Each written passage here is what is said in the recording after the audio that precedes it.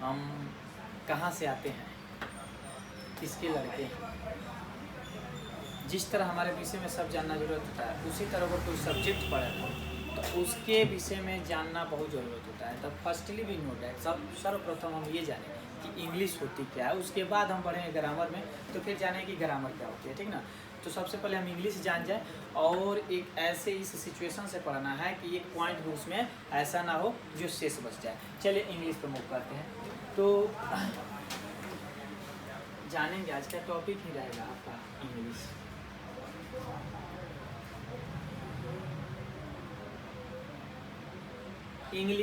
English के बाद हम जानेंगे ग्रामर। ग्रामर के बाद जानेंगे हम वर्ड के बाद हम जानेंगे सेंटेंस। क्या जानेंगे? सेंटेंस।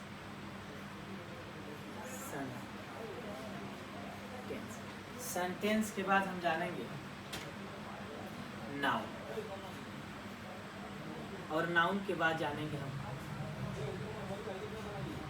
Proper noun.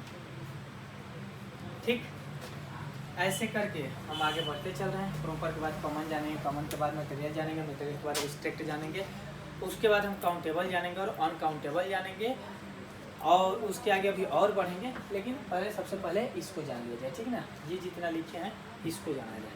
चलिए, तो थोड़ा सा ये दिक्कत कर रहा है, मास्टर बोर्ड क्लियर नहीं हो रहा है अच्छा से। ठीक, चलिए हेडिंग डालते हैं इंग्लिश।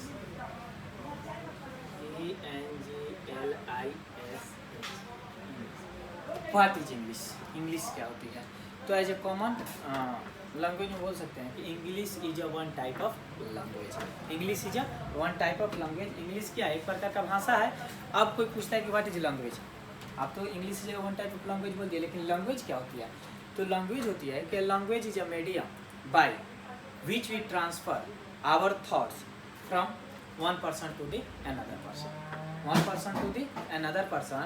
it means that हम अपने विचारों को एक व्यक्ति से दूसरे व्यक्ति के पास जो पहुंचाते हैं उसी को तो भाषा कहते हैं। ठीक, सेम क्या किए हैं, इसी को हम कन्वर्ट करते हैं। हिंदी में जो होती है कि भाषा एक वह माध्यम होती है जिसके द्वारा श्रोता और वक्ता अपने विचारों को आदान प्रदान करते हैं, उसे ही तो हम भाषा कहते हैं। जस्ट लाइक एज हम लैंग्वेज को क्या किए हैं, इसको कन्वर्ट कर दिए इंग्लिश में। तो language is a media by which we transfer our thoughts from one person to the another person, that is called language। there are three types of language, written, oral and indicate। ये तीन language होते हैं। हिंदी में कहते हैं कि मौखिक भाषा, लिखित भाषा और सांकेतिक भाषा, ये तीन भाषा होती है। और इंग्लिश को इसी को हम क्या किया, कन्वर्ट कर दिए कि ओरल लैंग्वेज, रिटन लैंग्वेज और इंडिकेट लैंग्वेज। ठीक, ये तीनों आपके क्लियर हुए। अब चलिए इंग्लिश, तो आप लिख देंगे डायरेक्ट कि English is a one type of language. English क्या है? एक प्रकार की भाषा है। इंग्लिश एक प्रकार की भाषा है। बस अब थोड़ा सा इससे हम आगे मूव करते हैं, ठीक ना। इंग्लिश पूरा क्लियर हुआ। अब ग्रामर में मूव करते हैं। तो इंग्लिश का ही एक पार्ट होता है जिसको कहते हैं हम ग्रामर। क्या कहते हैं बाबू? ग्रामर। GRAMMAR, grammar. अब यहीं से हमारा क्या होता है, बेसिक मजबूत होना चाहिए ग्रामर से। तो हम तो इंग्लिश जान लिया, अब ग्रामर क्या होती है, ग्रामर होती क्या है ये जानना है। तो साधारण भाषा में आपसे हम पूछे कि व्याकरण किसे कहते हैं, तो आप डायरेक्ट कह देते हैं कि व्याकरण एक वह माध्यम है जिसके द्वारा हम शुद्ध बोलना, शुद्ध लिखना तथा शुद्ध पढ़ने का ज्ञान प्राप्त करते हैं, उसे हम व्याकरण कहते हैं। ठीक, और इसी को आप संस्कृत में बोलना चाहते हैं तो कह देते हैं कि वैक्रियंते, विक्तापाद्यंते, शब्दान्यंते, शब्दाज्ञानम, शब्दानुशासनम, व्याकरणम। ये आपका संस्कृत हो गया। इसी को हम क्या करते हैं, इंग्लिश में ट्रांसलेट करते हैं तो कहते हैं कि grammar is a branch of English. Grammar is a branch of English which deals the study of right to write, right to read and right to speak, that is called grammar. बहुत लोग ऐसे लिखते हैं कि grammar is a branch of English which deals the study of pure to write, pure to speak and pure to read, that is called grammar. Both definition will B correct. ठीक, दोनों definition क्या है, सही है अपनी जगह पे। ठीक, इसको लिख दें या रहने दें ग्रामर का। एक बार और पुनः बोल दे रहे हैं, आप लोग सुन लीजिए। Grammar is a branch of English which deals, DEALS, deals the study of right to write, right to read and right to speak, that is called grammar। ठीक, अब इसके आगे थोड़ा सा हम बढ़ते हैं। ग्रामर के बाद तो आपके आते हैं, अब ग्रामर में ही धीरे धीरे हम पढ़ रहे हैं आगे, तो आते हैं वर्ड। क्या आते हैं बाबू, वर्ड। ग्रामर के बाद आ गए आपके वर्ड। अब क्या होता है वर्ड, व्हाट इज वर्ड, एकदम बेसिक से लेकर चल रहे हैं। और हमेशा ही बात कहते हैं कि all thing is possible if you have the right people to support you. हर एक चीज़ संभव है यदि अगर आपका कोई अच्छा इंसान क्या कर रहा है, मदद कर रहा है। तो वर्ड क्या होती है, शब्द क्या होती है, a group of letters which makes complete sense, that is called word. Another definition, combination of letters which makes complete sense, that is called word. कहने का मतलब ये है कि अक्षरों के सार्थक में जो एक अच्छा अर्थ देते उसी को तो वर्ड कहते हैं। जैसे एग्जाम्पल समझ लीजिए, इसका एग्जाम्पल बहुत इंपॉर्टेंट होते हैं, ये समझ में आ जाएंगे तो ये वर्ड कुछ नहीं आपके लिए। जैसे हम कहें कि यहाँ पे लिखे हैं C, यहाँ पे लिखे हैं T, वहाँ O, G, T, A, ठीक है। अच्छा एक बात बताओ, ये है आपके 4 और 2 6 वो लेटर दिखाई दे रहा है ना बाबू। तो इससे हम लिखते हैं कि ATC, क्या कोई अर्थ दे रहा है, अर्थ नहीं दे रहा है। कॉम्बिनेशन ऑफ लेटर तो हो जा रहा है, but which makes complete sense, लेकिन सेंस माने अर्थ नहीं दे रहा है। लेटर का तो कॉम्बिनेशन बनाया है, लेकिन क्या कर रहा है, अर्थ नहीं दे रहा है। अगर इसी को हम कह देते हैं कि CAT, कैट माने क्या होती है, बिल्ली होती है, तो यह एक अच्छा अर्थ दे दिया कि कैट माने बिल्ली होती है। तो ये group of letter, a group of letter which makes complete sense, that is called word. एक और देख लीजिए, यहाँ पे है DOG, डग माने होता है कुत्ता। कंप्लीट सेंस दिया, जब कंप्लीट सेंस दिया तो यह एक सार्थक अर्थ दे दिया, और जब अर्थ दे दिया तो यह एक शब्द है। चलिए इससे थोड़ा सा आगे हम बढ़ते हैं, तो वर्ड आता है। वर्ड के बाद आपके क्या आते हैं, सेंटेंस आते हैं। क्या आते हैं बाबू,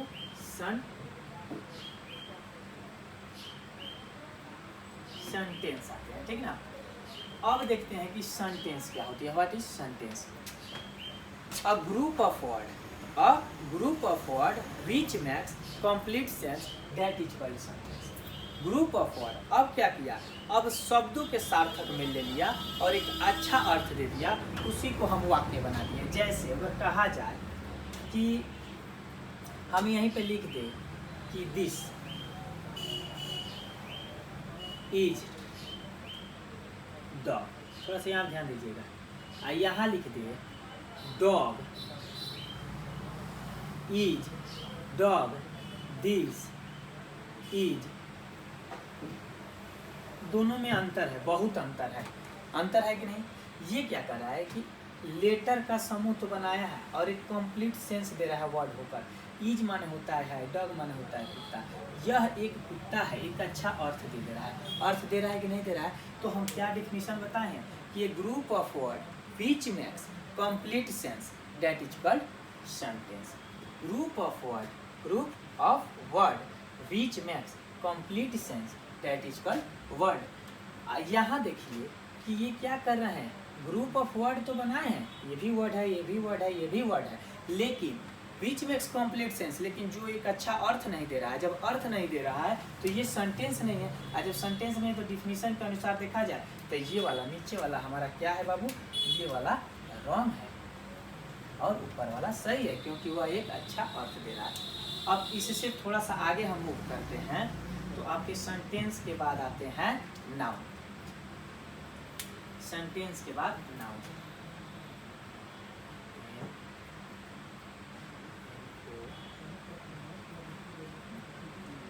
नाउन।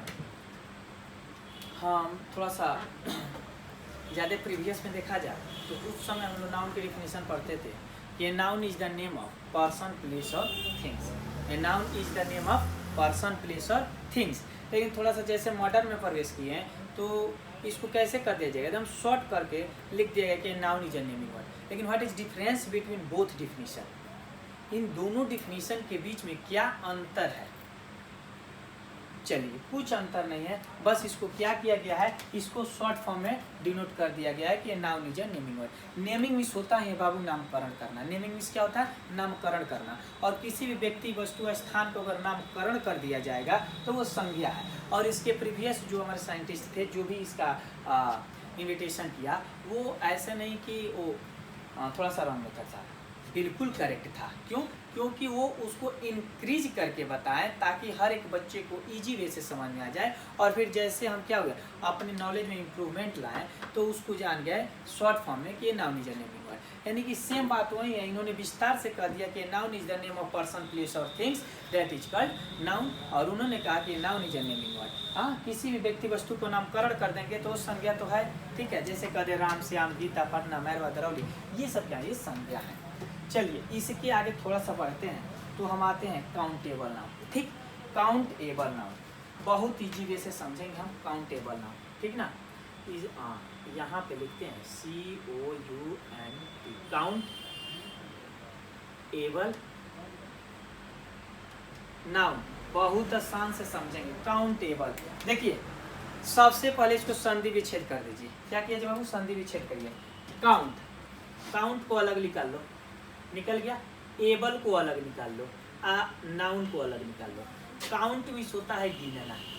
क्या होता है? गिनना, यानी कि काउंटिंग। एबल माने होता है एबिलिटी, सक्षम। और नाउन माने संज्ञा। तो यहीं से पता चल रहा है कि जिसको हमारे पास गिनने की क्षमता हो उससे ही हम काउंटेबल नाउन कहते हैं। Countable noun is a those type of noun which we can able to count, that is called countable noun. Very simple.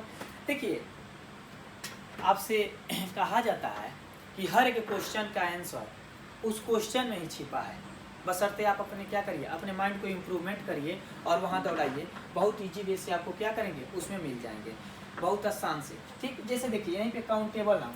अब काउंटेबल नाउन को अगर याद करना हो तो सोचेंगे कि कैसे याद होगा, लेकिन इसको हम यहाँ पे दिमाग लगाएं तो देख रहे हैं कि काउंट माने होता है गिनना, एबल माने होता है सक्षम। तो जिसको हमारे पास गिनने की क्षमता हो, जिसको हम गिन सकते हैं, वही तो काउंटेबल नाउन है। अब इसे कह दे हम पानी, पानी कह दे, बाल कह दे, तो क्या इसको गिन सकते हैं? कभी नहीं गिन सकते हैं, इम्पॉसिबल। ठीक, तो ये काउंटेबल नाउन नहीं होगा। अगर कहते हैं चेयर, हाँ गिन सकते हैं। टेबल गिन सकते हैं, बॉयज गिन सकते हैं, गर्ल्स गिन सकते हैं, फैन गिन सकते हैं, बेंच गिन सकते हैं, एटसेट्रा। बहुत ऐसे चीज़ हैं जिसको हम गिन सकते हैं। तो जिसको हम गिन सकते हैं वही हमारे काउंटेबल नाउन होंगे। जैसे एग्जाम्पल के माध्यम से समझ लिया जाए तो हम यहाँ पे लिख सकते हैं कि बॉयज, ठीक, next table, next chair, etcetera. उसके बाद चलते हैं बाबू ऑन काउंटेबल नाउन। किस पे? On countable noun. On countable noun क्या होता है तो इसको भी समझ लिया जाए। ऑन काउंटेबल नाउन, चलिए देखिए किसी के पहले ऑन लग गया, UN, तो हो गया कि सक्षम नहीं है। डायरेक्ट ही अपना हाथ उठा दे रहा है कि भैया हम क्या हैं, इसमें सक्षम नहीं है। अर्थात ऑन माने अनेबल हो गया, काउंट माने नहीं गिन सकेगा, एबल माने सक्षम। यानी कि ये those noun which we can not able to count, that is called uncountable noun. ऑन यानी कि नहीं, नॉट, काउंट यानी कि काउंटिंग, COUNTING। एबल माने जानते ही हैं कि एबिलिटी हो जाए, एबिलिटी, ABLITY, एबिलिटी। ये देखिए थोड़ा सा एनर्जी का डेफिनेशन तो आपको पता ही होगा। Energy is defined as the capacity और ability to do work that is called energy. कहते हैं ना कि द कैपेसिटी और ability to do work that is called energy. ऊर्जा क्या होती है? किसी कार्य की करने की शक्ति और क्षमता को ही तो ऊर्जा कहते हैं। जस्ट लाइक जब हम काउंटेबल में आ जाए तो ऑन माने नहीं, काउंट माने गिनना, और एबल माने सक्षम यानी कि एबिलिटी। हमारे पास उसको गिनने की क्षमता ही नहीं है तो गिन कैसे सकते हैं? जैसे कह दें कि अगर पानी को गिन लो तो पानी को गिन लोगे? कभी नहीं। बाल को गिन सकते हो? नहीं। सॉइल यानी कि मिट्टी को गिन सकते हो? कभी नहीं। स्टार को भी नहीं गिन सकते हैं। तो ये सब क्या है? अनकाउंटेबल नाउन है। फिर एक बार डिफिनेशन सुन लीजिए कि those noun which we can not able to count that is called uncountable noun. फिर सुनिए, those noun which we can not able to count that is called uncountable noun. अगर आपको डिफिनीशन बोल रहे हैं नहीं लिख पा रहे होंगे तो आप मैसेज कर सकते हैं, डिफिनीशन फिर पुनः लिखकर भेज देंगे। चलिए एग्जाम्पल देख लीजिए अनकाउंटेबल नाउन का। Star, soil, star, soil, milk etcetera लिख देते हैं बाबू, ठीक ना। चलिए इसके बाद आगे बढ़ते हैं। इतना क्लियर हो गया होगा, आई होप, मैं आशा करता हूँ कि आप लोगों को ये क्लियर हो गया होगा। अब हम थोड़ा सा इससे आगे बढ़ते हैं तो चलते हैं। प्रॉपर नाउन क्या होते हैं, कॉमन नाउन क्या होता है, कलेक्टिव नाउन क्या होता है, मटेरियल नाउन क्या होता है और एन ऑब्स्ट्रैक्ट नाउन क्या होता है। ये पांचों को क्लियर करने के बाद फिर आप नेक्स्ट वीडियो में हमसे मिलिएगा, ठीक। चलिए मूव करते हैं हम प्रॉपर नाउन। प्रॉपर नाउन में मूव करने से पहले थोड़ा सा इंक डाल लिया जाए मार्कर में, और आप लोग थोड़ा सा निरंतर मेहनत करते रहिए। कुछ भी टफ नहीं है। हम हमेशा आप लोग से बता रहे हैं कि कुछ भी, nothing is impossible if you work hard, all thing is possible in the field of education. तो so guys, do work hard and achieve your goals, ठीक। चलिए इनको डाल लिए। अब थोड़ा सा देख लिया जाए चल रहा है कि नहीं। हाँ चल रहा है। अब आ जाते हैं हम नेक्स्ट किस पे, आपके प्रॉपर नाउन।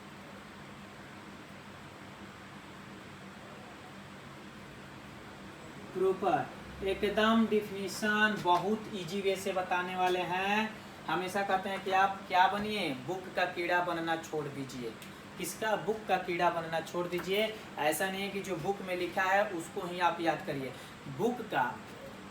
बुक के अकॉर्डिंग तो अगर बुक से चला जाए तो वो बच्चे प्ले 1 2 3 4 तक चलते हैं। इसके बाद जितने सीनियर बच्चे हैं वो क्या करते हैं, अपने माइंड एबिलिटी का यूज करके आगे बढ़ते हैं। तो इसलिए करें आप बुक का जो भी बुक से अगर थोड़ा सा सहारा लेकर आप क्या करिए, बुक को एक ऐसा बनिए कि आपका बैकबोन है। बस इतना आप जानते हैं कि जो बैकबोन है एक सहारा देता है, कार्य करने की क्षमता तो हमारे पास होनी चाहिए। उसी तरह आप बुक का सपोर्ट लीजिए, उसका थीम पकड़िए कि बुक क्या कह रहा है। उसके बाद आप अपने अनवर्ड का प्रयोग करिए और अपने शब्दों को प्रयोग करके निरंतर आगे बढ़िए। मेरा दावा है कि आपकी मंजिल, आपकी गोल जरूर अचीव होगी। अब देखिए यहीं पे जैसे प्रॉपर नाउन है, ठीक। प्रॉपर नाउन, प्रॉपर नाउन, ठीक। पहला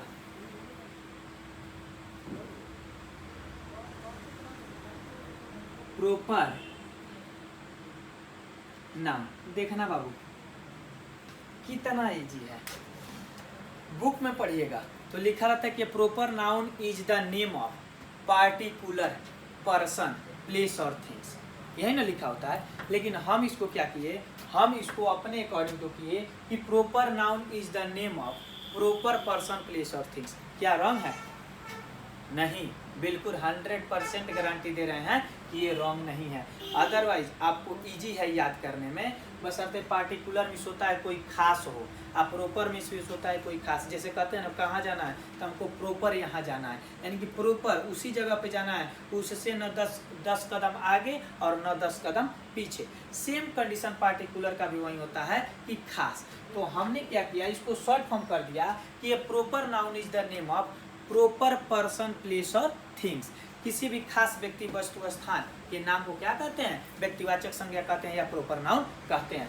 तो आप हमेशा याद करिएगा कि देखिए इसका भी डिफिनीशन आपके क्वेश्चन में चुके, हम जितने बताएंगे सबका डिफिनीशन आपके क्वेश्चन में भी हाइड रहेंगे, बशर्ते आपको माइंड का यूज करके उसको ढूंढ लेना है। अभी आपके ऊपर डिपेंड करता है कि आप कैसे उसको ढूंढते हैं। देखिए प्रॉपर नाउन, आप डायरेक्ट बोलेंगे कि proper noun is the name of proper noun is the name of proper person place of things, that is called proper noun. Example में देख लिया जाए, एग्जाम्पल में हो जाएगा राम, सीता, ठीक। एक गांव का नाम लिख दो, जैसे कन्हौलिये में कोचिंग है, कन्हौलिये लिख देते हैं, Kanhauli etcetera.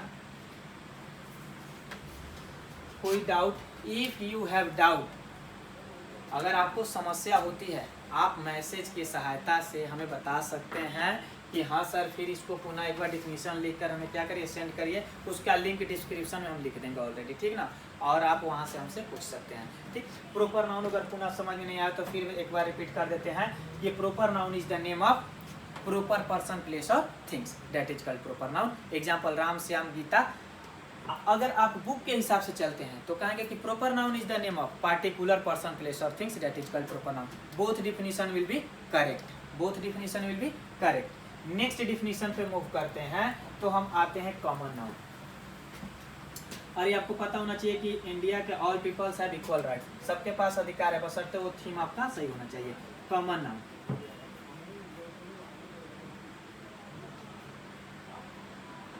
Common noun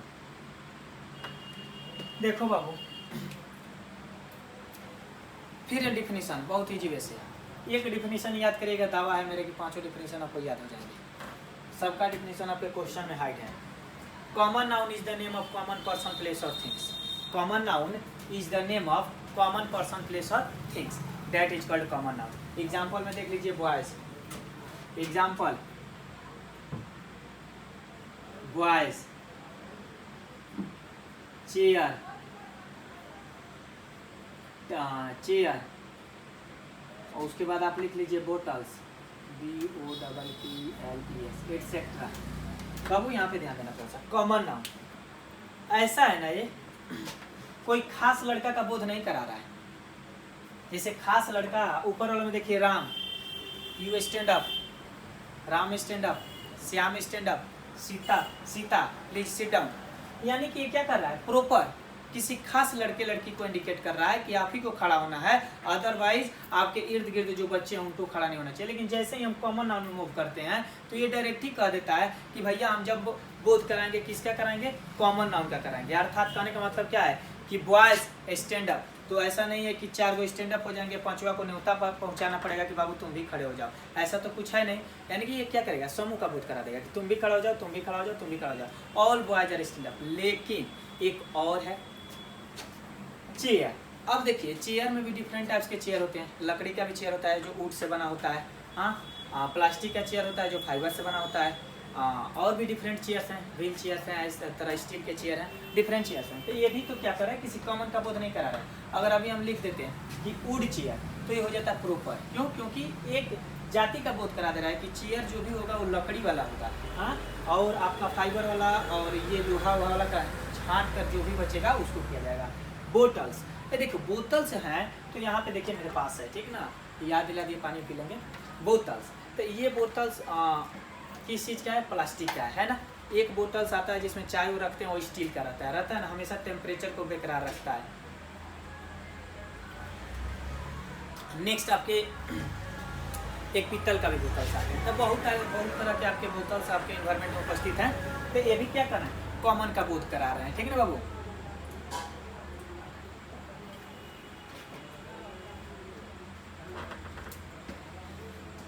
nucleus, थोड़ा सा बायोलॉजी बता दें, न्यूक्लियस ने सजेशन दिया है, ठीक ना, किसको, वैक्यूल्स को। वैक्यूल से कहा है क्या हो रहा है, आपके टंग को ऊर्जा की कमी है, इसलिए आप पानी ले लीजिए। फिर माइटोकॉन्ड्रिया से मिला है कि माइटोकॉन्ड्रिया जल्दी कहो गल्जी बॉडी से कि वैक्यूल्स के पास पानी भेजो। तो आपके बायोलॉजी में जब पढ़ते हैं तो आपके क्या क्या होते हैं, mitochondria, गल्जी body, endoplasmic reticulum, ribosome, centrosome, nucleus, ये तमाम तरह के ऐसे ऐसे उपस्थित रहते हैं। और आपके शरीर की सबसे छोटी हिस्सा क्या होती है? कोशिका। कोशिका की सबसे छोटी हिस्सा क्या होती है? तो आपके राइबोसोम होते हैं। ये कहीं मत भूलिएगा, हम बायोलॉजी में ये सब ये पूरा डिस्कस कर देंगे। बहुत सारे लोग ऐसे कहते हैं कि शरीर की सबसे छोटी हिस्सा क्या है? कोशिका। कोशिका की सबसे छोटी हिस्सा पूछने पर कहते हैं कि कोशिका ही है, लेकिन क्या है बाबू? राइबोसोम है। राइबोसोम का कार्य क्या होता है? कोशिकाएं जो डेड बॉडी हो जाती है उनको एंजाइम्स को छिड़क कर उसे क्या करना? पार्सल करना। लेकिन ये बायोलॉजी से है, पानी पी रहे थे तो बता दिए, ठीक ना। हम चलते हैं फिर अपने टॉपिक पे आते हैं, तो उसको भी हम आपके वीडियो में डाल देंगे। चलिए, कॉमन नाउन क्लियर हो गया। अब आते हैं कलेक्टिव नाउन। कलेक्टिव, कलेक्ट, उसी में कलेक्टिव कर देना है। Collective noun, collective noun. Collective noun ये क्या होते हैं बाबू? कलेक्ट माने क्या होता है? इकट्ठा कर देना। कलेक्टिव माने यानी इकट्ठा कर देना। तो those noun which identify the collective things that is called collective noun. फिर वही बात है, देखिए यहाँ पे सेम आपका जो क्वेश्चन है उसी से आपका डिफिनीशन हम रेडी कर दिए हैं, आप देख सकते हैं कि कलेक्टिव नाउन इज आइडेंटिफाइड और defined as, collective noun is defined as the things which identify collective things that is called collective noun. Example वही बात है ना, फिर वही है, समूह का बोध करा दे। जैसे bunch of keys, bunch of keys चाबी का गुच्छा, bunch of keys. Army, school, etcetera. चलिए समझ लिया जाए।